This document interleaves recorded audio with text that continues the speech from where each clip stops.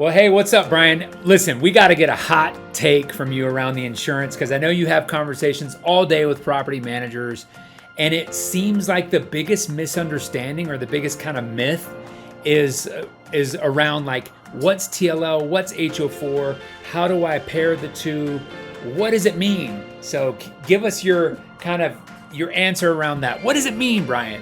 The myths of TLL and HO4 are that they are almost conflicts, right? They're almost going against each other, but that's not the case, right? So a lot of the property managers will use tenant legal liability or TLL, and they're called different things: resident liability insurance, legal liability landlord. So called different things, but it's mostly the same thing.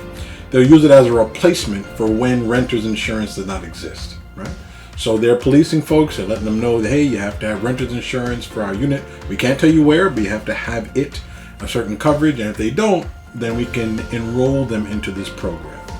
And then revenue generator, right? That's a key point. You can make some revenue for the property management company.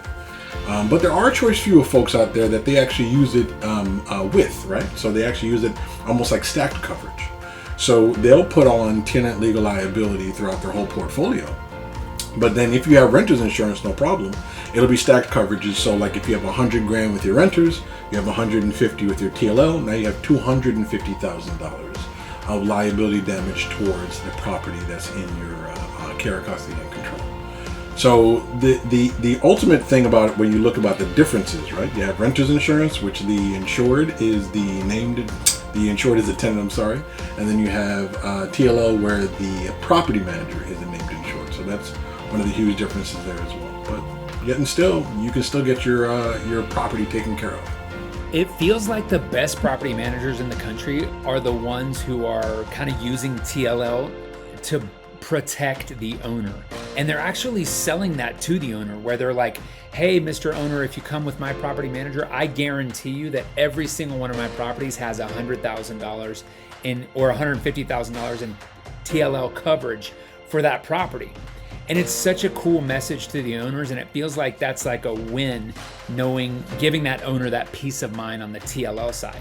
Now, of course, we know that TLL doesn't cover the tenant's belongings, so you'll still have that HO4 offering, so the tenant can enroll themselves if they want their own coverage. But every HO4 policy on Rentvine's program comes with that $100,000 or $150,000 in protected liability. So the property manager is like to the owner, oh, I'm still protecting you.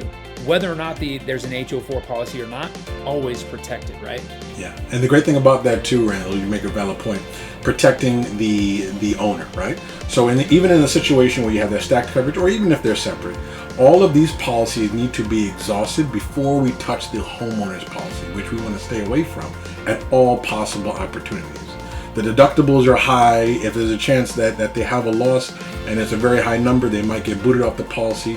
We just don't want to see that. So all of these are kind of a buffer to stay away from the homeowner, protecting the homeowner, to your point. Huge value to the owner. If you want to provide value to your owner, take care of the insurance problem.